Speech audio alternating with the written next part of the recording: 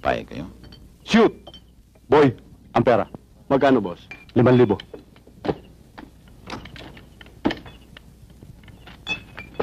Eto, boss, ang 5,000. Abot mo. Eto.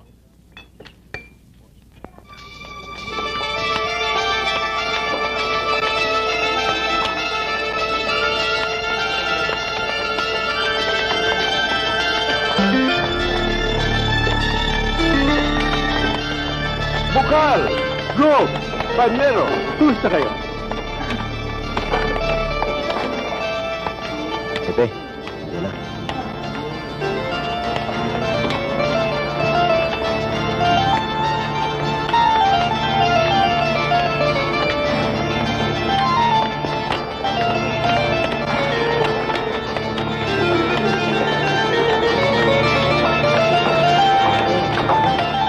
Sumalangit tawa ang iyong kaluluwa.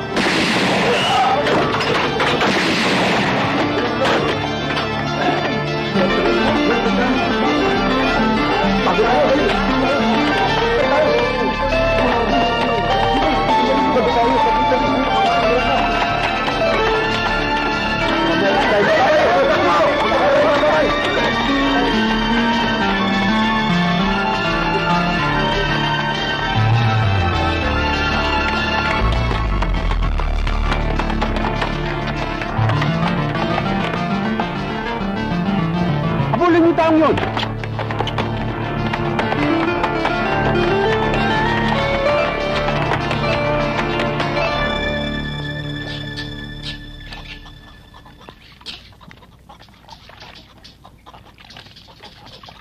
Inay, eto na ho.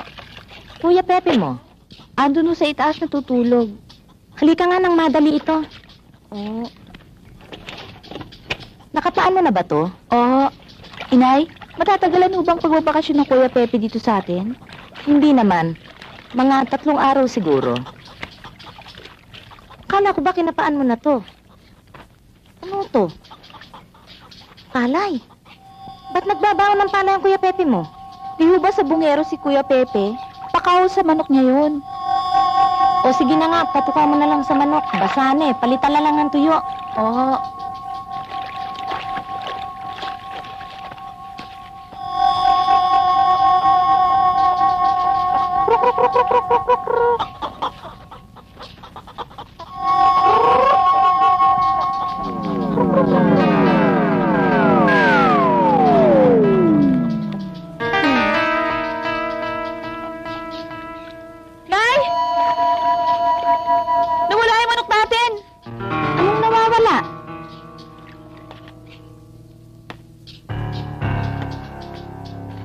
Esther! Yung inabad ko mga damit. Lalabang ko kasi marumi na eh. Wala naman butas tong kulungan mo, ha? Bakit nawala ang manok? Eh, basta ko kitang-kita ko, unti-unting nawawala eh. Esther, yung supot itim na may lamang palay. Eto kuya, oh. Nasaan ang laman? Pinakain ko sa manok. Alam mo, Kuya Pepe, nung kinain ng manok, bigla na lang nawala. Eh, ano bang klaseng palay yun? Parang merong magic ang palay mo, Kuya Pepe.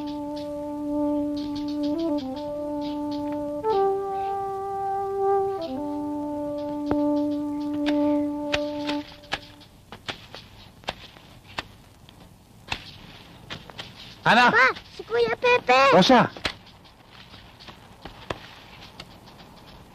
Uy, ganda! Salamat po! Para sa iyo, Rosa. Salamat. Lolo Pedro mo nasaan?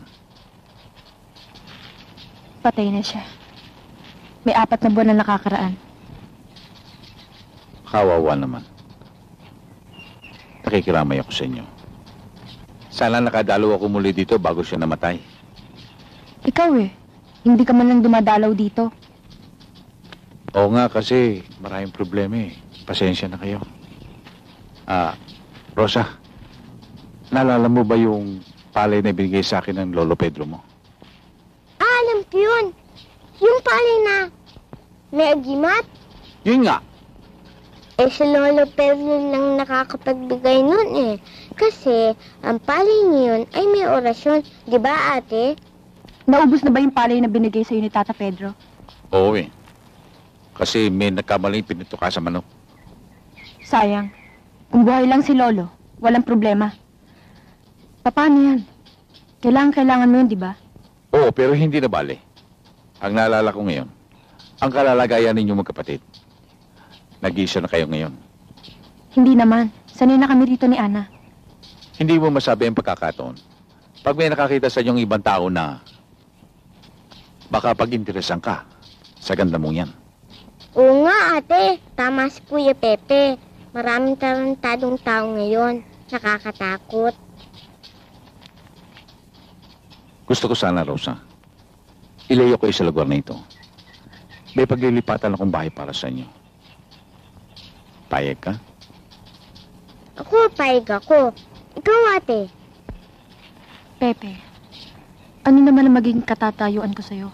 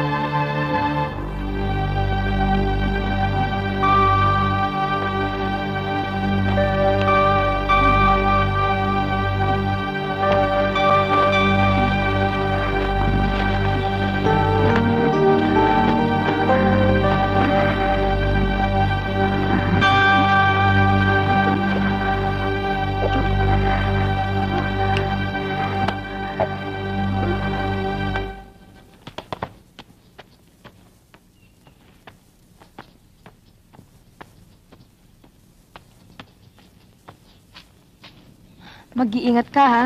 Oo. O, paano? Siguro sa makalawa na lamang ako babalik. Oo, sige. Basta bawag mo kaming kalilimutan, eh. Kuya Pepe, uwi mo akong chocolate.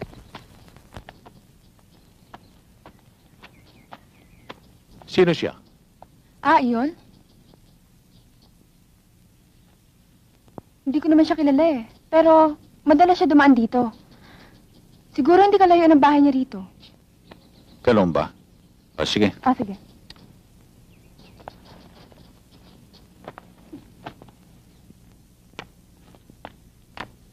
Alfon, napabilis yata ang pagbabalik mo. Akala ko ba 2 linggo ka magbabakasyon? Oo nga ho. Kaya lang ho ako nagbalik. Para ibalita ko sa inyo na nakita ko yung pumatay kay Gobernur. Doon ho sa lugar namin. Natitiyak mo? Oo.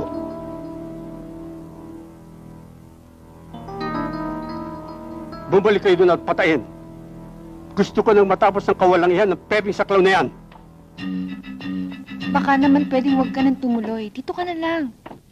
Hindi maaari. Importante tao yung kakausapin ko eh. Ang tagal niyo naman. Ayan, lumamig na tuloy yung mga pagkain. Hindi na ako kakain dito. Kasi meron pa akong kompromiso na pupuntahan.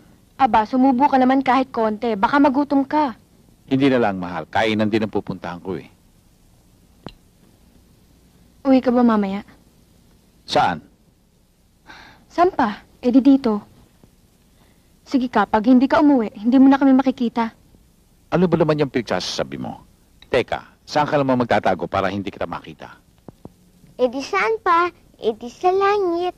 Doon kami magtatago. Malayo yun. O sige, basta ako ibabalik agad. Ingat ka. Uwi ka Kuya! kaagad. Ate, ikot na muna natin ang mga plato. Baka madisgrasya si kuya eh. Oo nga naman. O sige, ikot na namin para hindi ka O lahat yan, ha? Lahat. Oo. Ingat.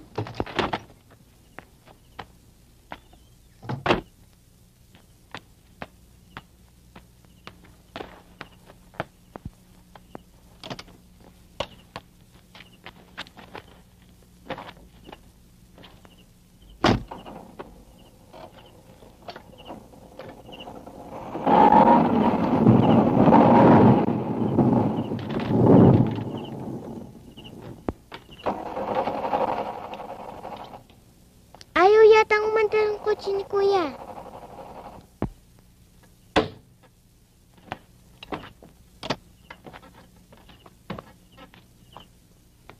Halika, tingnan natin. Liga.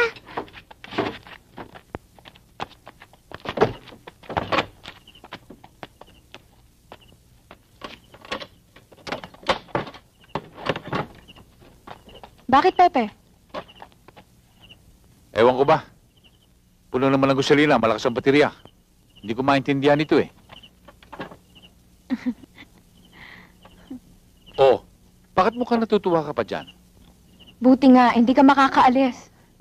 Hindi ba naman sinabi ko sa'yo na may importante akong kompromiso? O sige na, pasok na, ipagpatuloy niyo na yung pagkain. Pupunta lamang ako sa bayan. Bakit kuya? Bibili ka ulit ng bagong kotse? Hindi, hahanap lamang ako ng mekaniko. O sige, pasok na. O, sige.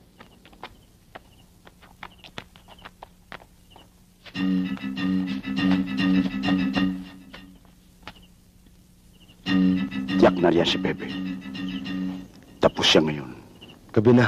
Baka hindi nalalabas yun. Maaari bang hindi?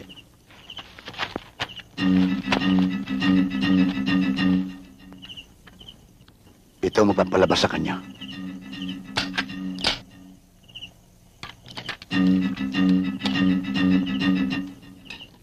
Huwag ka na maglalaro pagkakain, ha?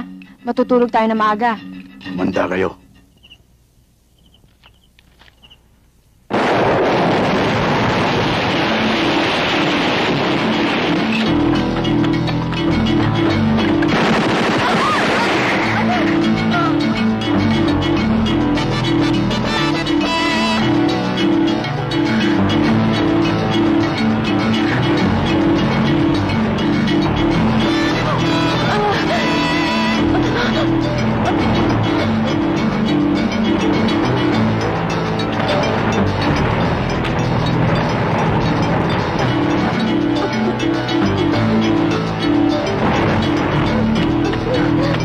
Rosa! Ana! Ana! Sino ba baril sa inyo? Yung taong malimit naman sa harapan natin. Rosa!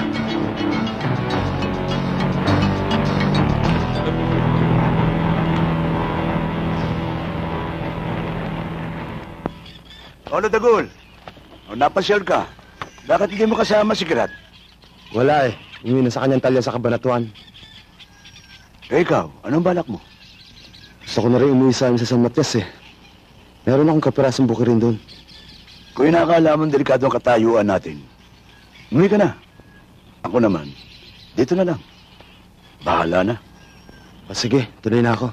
Okay, ingat ka.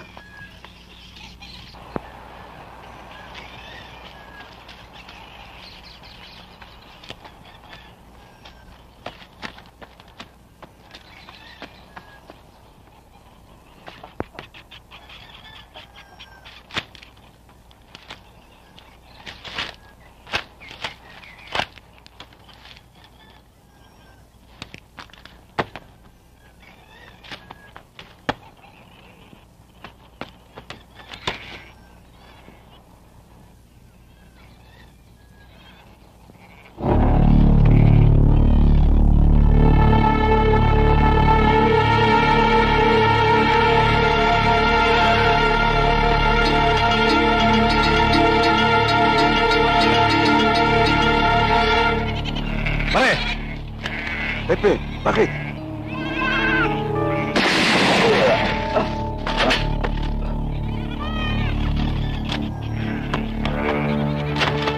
Alpon, saan ko matatakbuhan ng dalawang pangsama? Hindi ko alam kung nasaan sila, Pepe. Hindi mo alam? Ayaw mong magsalita? Tama na, Pepe! Mamatay na ako. Talagang ayaw mong magsalita, ha? Si Dagul, nasa kanyang bukid. Sa San Matias. At si Kirat, nasa kanyang talyer sa Kabanatuan. Bebe! Tama.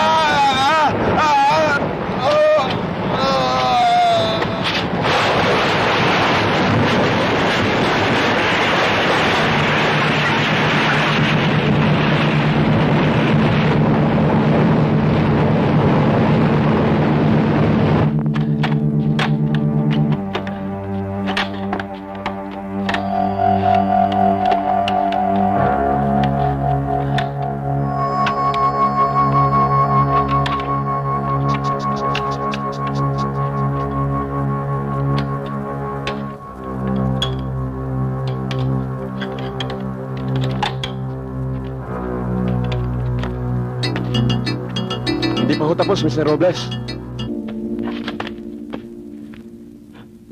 Ikaw ang matatapos ngayon.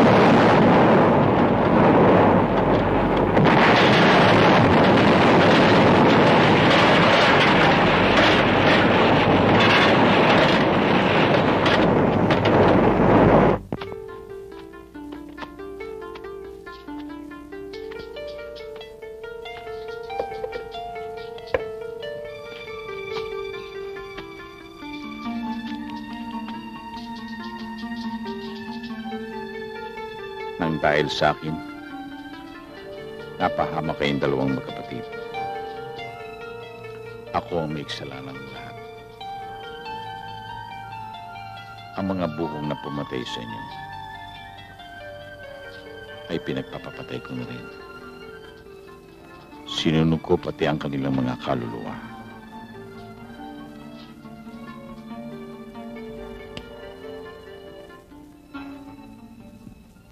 Aalis na rin ako bago mag-umaga. Doon muna ako sa Malabon. Hindi ka ba titigil ng katatakbo? Katatago, Pepe? Hindi ka pa ba napapagod?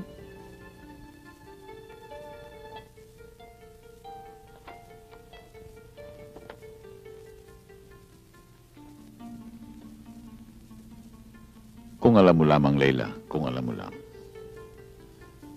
Lalo-lalo na ako kinag-isa na nag-aalala sa'yo. Kung kaya ko lamang burahin ang lahat na nangyari sa buhay ko'y gagawin ko.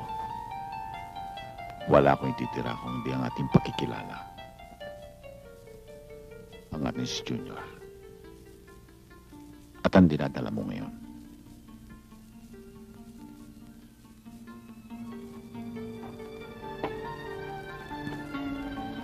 Pepe.